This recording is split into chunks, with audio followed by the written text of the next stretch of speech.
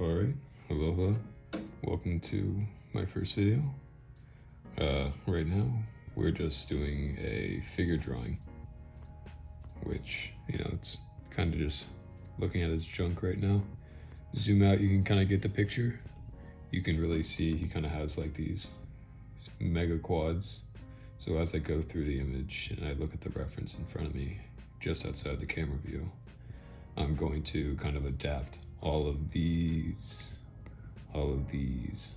area to fit with the legs. Because kind of how I draw is I just get a very rough sort of black outline with the drawing a lot of the time.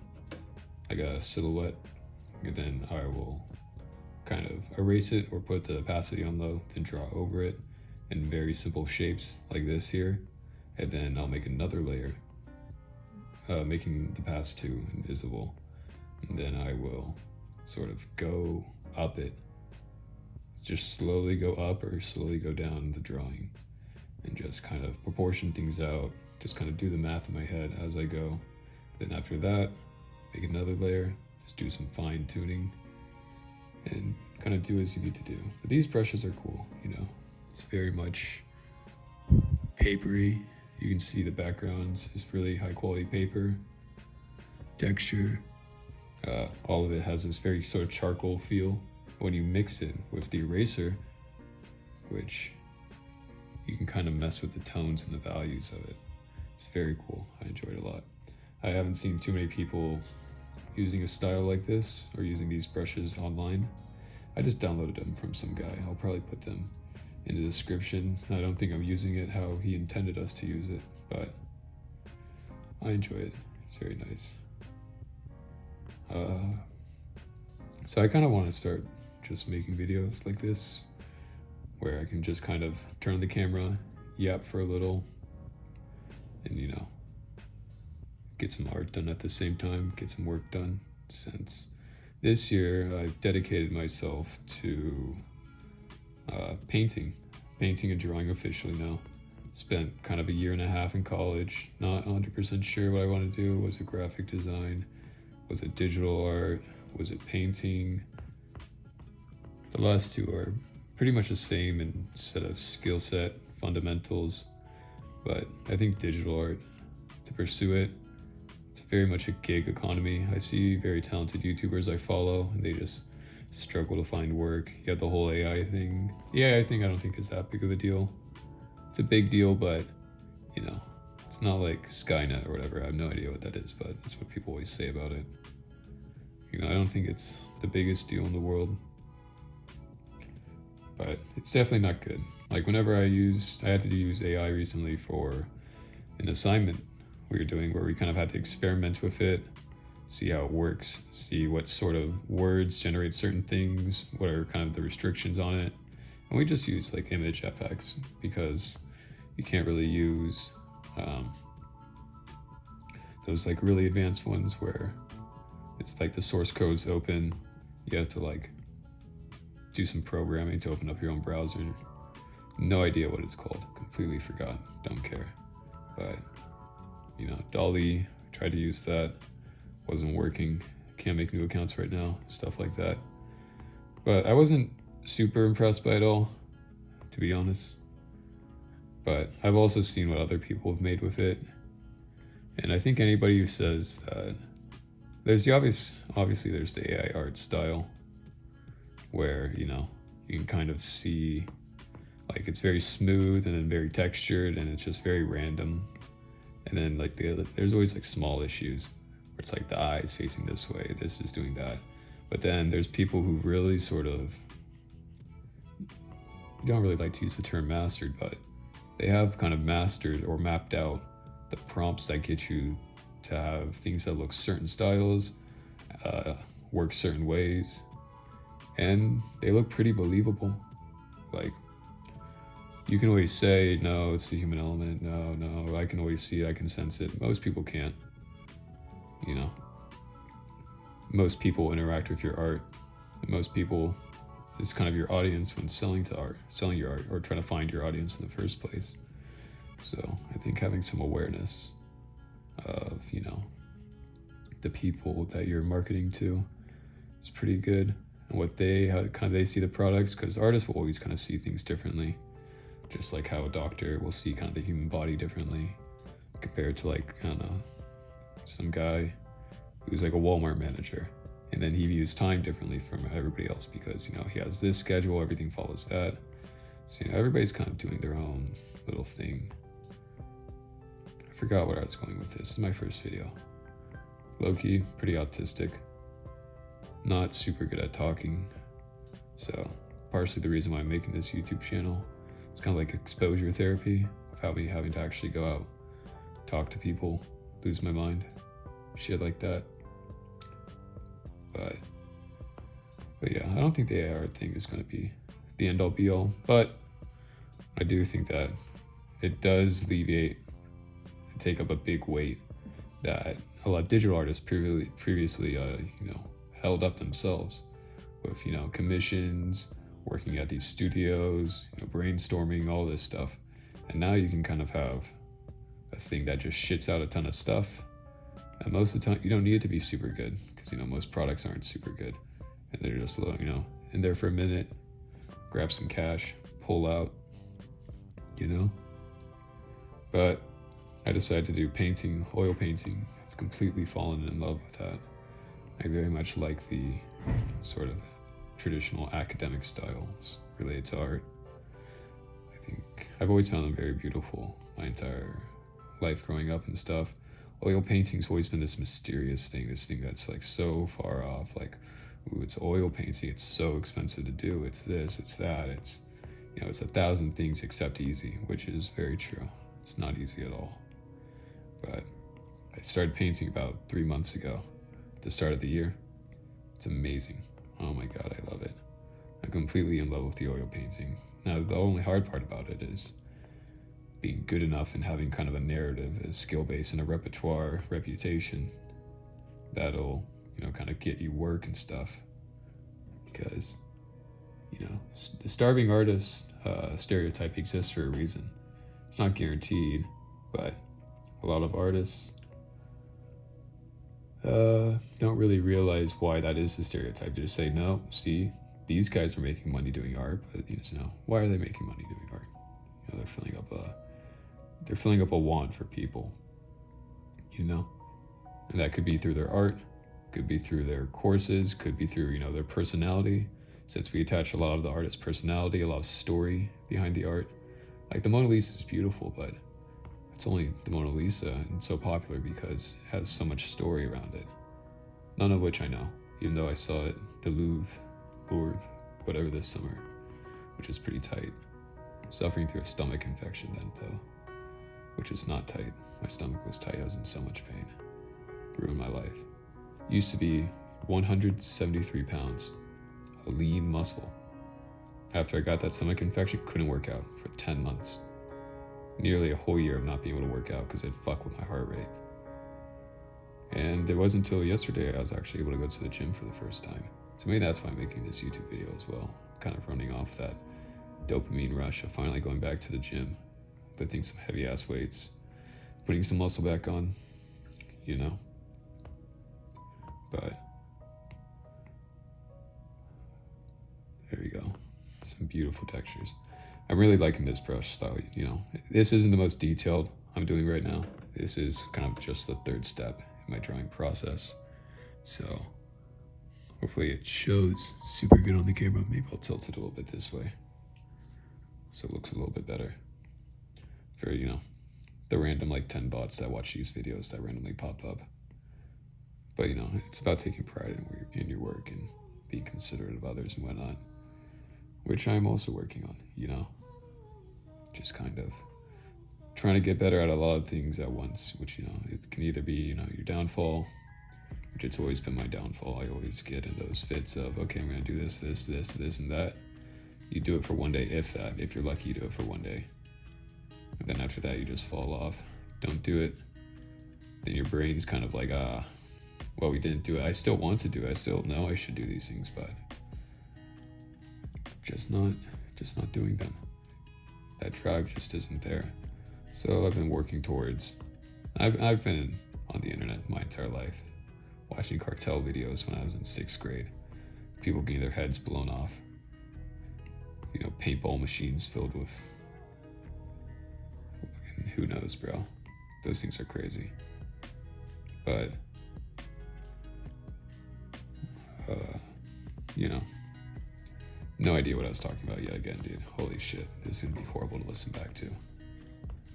Probably my crinkly ass voice too, because I'm talking alone in my dorm room. So like my natural sense of how much I should project my voice is just like not there too, dude. But also being self-deprecating is kind of annoying, so I'm just not gonna do that. But yeah, for the whole discipline thing, I remember now. Really not. The mediums, you'd see it when I was younger, like, you know, growing up, you'd see, you know, fucking liberal destroyed by Jordan Peterson type clips and videos. If you watch it, you're like, holy shit. I'm watching politics. Are other people my age watching politics? Probably not. I'm pretty smart.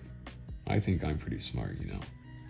And, you know, you make a mini complex because you got this whole idea in your head, like, holy shit, I'm kind of ahead of the game. I'm kind of understanding the things he's saying. Being self-contradictory, yeah, that is a bad thing. Liberal destroyed, you know what I mean? It's like stuff like that you'd watch, which isn't discipline, but it'd funnel you. And it kind of, you know, gave an audience for the whole fitness gurus that really started to pop off my junior year of high school. I'm a second year in college now, so do the math. I don't know the math. Maybe 2020's COVID-ish era. You know, all these fitness gurus that really started to pop off, which partially got me into the gym. I just had a friend that was super, super depressed, dude. And he found some guru guy who's like, used Wojaks and shit to, you know, appeal to the Reddit audience that wants to get their life together, but they just don't have the willpower or the drive or the discipline to get it done themselves. And they kind of sell you like a bunch of things that make sense, but don't really make sense when you actually apply them. Like it makes sense in a void, in a tunnel, and like logically, but humans don't work entirely logically and stuff, so. But it started getting me into the gym, started working me out, but it never really made me disciplined. Because working out was never hard for me. I've always been pretty athletic as a kid.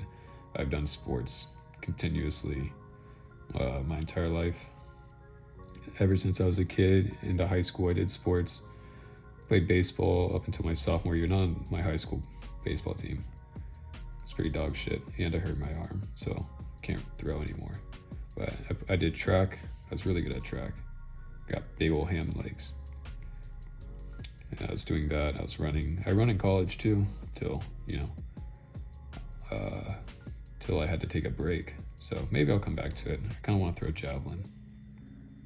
Don't know if I had the body type for it, but you know, throwing javelin shouldn't put as much strain on my body as throwing baseball, because you kind of use your entire body to throw it. Baseball, you really get that whip with your arm, even though you're supposed to use momentum, you're supposed to use your body, you're supposed to throw at the right angle, all that shit. But you know, what do I know? Rambling like a guy who doesn't know what he's talking about. But for the whole discipline thing, you know, you see the videos of like, you know, those 15-year-olds making the edits, like The Lion, some guru saying some shit that is like, get off your ass. You think sitting on the couch all day jerking off, is this what you want to do? What would your future wife think about this? You're like, oh my god, what would my future wife think about this? You know, they're like, okay, I'm gonna get my life together. What's his course? Oh man, that's expensive. But you know what, instead of watching his course, I'm gonna watch him every single day, and I'm gonna get my shit together. And sometimes it gets people's shit together, but I think you kind of gotta get past the whole idea of that person bringing you to be disciplined. Because I don't think that's like real discipline. That's just someone who's kind of promoting the habit of discipline and uses, hey, do what I do, as kind of the illusion of discipline, which it takes some discipline, you know, to achieve. I'm not going to say it isn't, but, you know, kind of the discipline I'm talking about is like kind of that raw, very much do what you want to, or do what you got to do, or do what you don't want to do, like you love it type thing. Mike Tyson quote probably sounds like it, some shit he'd say, some prolific shit after, you know, mauling a guy's ear off. But I started to imply implement that stuff more. Struggled with it my entire high school, my entire late teens. Really, I'm still really adult right now, but struggling with it. It's not an easy thing to do, you know. It's not even so much that your environment breeds it so much. At least not in my case. I feel like it's pretty hard to breed kind of, you know, the conscious awareness of discipline. Because most of the time it's just like, oh yeah, that's just how I am. And you can say, oh well, he's disciplined, but then it's also like he's kind of in an environment that kind of forces him to be like that, you know, which doesn't invalidate it. That just means it's completely different from somebody who kind of has the option to just go through the motions, get the job, don't do much, get the job, go to work, find a woman. You don't really like her, but she had big tits, you know, back in college. You're like, oh, this is fine. And then, you know, you have some shit little children. They don't really like you. You never really wanted to be a father. She started getting baby fever when she saw all of her friends. They weren't able to go out as much. You know, they all had their kids now. And she was like, come on, we need to have kids now. You're like, okay, I guess we're doing this now. And you do it. You're like, oh, I'll be a good father. My dad was a good father to me. You didn't really understand why he was a good father to you, but you just knew he was. And then, you know, have some shitter children. They turn out in like an annoying way. You don't really like them that much. Besides like kind of like the biological moral right thing to do is not to abandon them. Start to hate your wife more and more every day. There's just no love in the relationship. Was there any real love in the relationship? You kind of just talked yourself into it. You know there wasn't really any love there. And then, you know, you're getting older, your body starts to fall down. You don't care. You don't go to the gym anymore. When you were 20, you'd work out some. You look pretty good. You weren't bad for your age. That's how you got your wife, right? She was hot back then. Back then it was so good, dude. Right? No. And now look at you. Just like a slob, watching pizza or eating pizza, watching TV, watching your favorite, you know, sports channel every night. Which is like politics. Your team wins every single night, and the enemy team loses every single night. And they're doing the wrong plays and the wrong thing, and your team's doing the right thing, so you just watch it. It's like, oh my God, this is such a great life. But no, it's miserable, not doing much. Never learned how to do anything that you didn't. Never learned how to do anything that you wanted to do by doing the parts that you didn't want to do. So you're just still that old, going through the motions, not able to do much. Your wife and you stop talking. You know, you guys get farther and farther apart. I'm giving you a whole scenario right here. I hope you guys are really fucking immersed right now. I'm just trying to find the balance right now of talking and drawing without, you know, making stupid drawings and realize I'm actually making nothing. Because I feel like it'd be a good habit to have. Well, you can see the depth here. He's got some pretty good form. Some good figures. The legs turned out better. Even though the legs look nothing like kneecaps, which you can somewhat see on my my little Surface Pro right there. Humble flex. I know, right? It's from my freshman year of high school. It's an old ass iPad too, but it works, so I'm not gonna buy a new one until it turns off. It's like the car I drive. Some shitty Honda CRV 2009, but it turns on still, even though it doesn't want to. Keep that bitch alive as it screams in pain, till eventually it brings out its last breath. And I'll find some other shitty car to replace it. But I like that Honda. Honda's pretty tight. Back to my analogy of how, you know, schizophrenic my talking is. Jesus Christ. What the fuck am I even talking about? But, you know, the analogy of the guy who just kind of dies, living a good life. It's a good life. Everyone would say it was a good life. He didn't really do too much with it, though, you know. He kind of just woke up, did the things that were right, didn't really do what he wanted to do, didn't have the hobby he was super interested in, never really developed it fully, didn't need to develop it. You could just sit on the couch and watch TV. Why would I go out and try something new? You know, I might fail at that. I don't really want to deal with that. I'll just do this. This is fine. Everybody's doing this. Everybody around me doing this. So he's just going, through the motions till eventually he gets old one day. He's so old, so his body's just riddled with problems because he never took care of it. He's always said, I'll deal with it later. Or, you know, happens. You know, everybody else gets old. Everybody else stops doing stuff. But then he thinks to himself, he's like, you know, I think I actually could have done something earlier in my life. I could have done that thing I didn't want to do. And that probably could have led me somewhere else. And I could have gotten out of this relationship. because I know that eventually I could have found somebody better, or I know that this wasn't the right person for me, and I was just too cowardly to admit that to myself, that I gave the illusion, the coping mechanism of like, oh, these other things. Oh, she's got big tits. Oh, she'll be a good mom. She's nice. She's good. She's got a good sense of humor. She cares about her family. She'll be a good mom. Just all this stuff, you know, it all comes crashing down to you, you know, to that moment when you kind of realize like you gave yourself so many opportunities growing up to kind of, you know, what is it, like lock in, you know, you could have had these opportunities to really kind of show off your prowess. Did I mess up is this too high? Oh fuck, it's too high. All right, but you know, to really find your personality and actually do something that's more than just kind of the safe option, you know. And you know, most people don't do it. A lot of people do it though. I think those people are kind of the people that you'd want to be one day in life, even though, you know, a lot of them have this story of no money, no food, nothing, making no money at all. Again, money. That's all I think about. I'm unemployed. That's all I should think about. But they, you know, they keep working at their thing. They're not guaranteed success. Drink some water here. All right, rad. You know, they're not guaranteed their success, but they keep on trying. They keep on working towards it. And eventually, most of the time, it's probably not going to pan out 100% of the way. You normally see the people on TV. Those are the people who got 100% there. But most of the time, it makes it like 60% of the way there. And you gave it your all every second of the, you know, every second.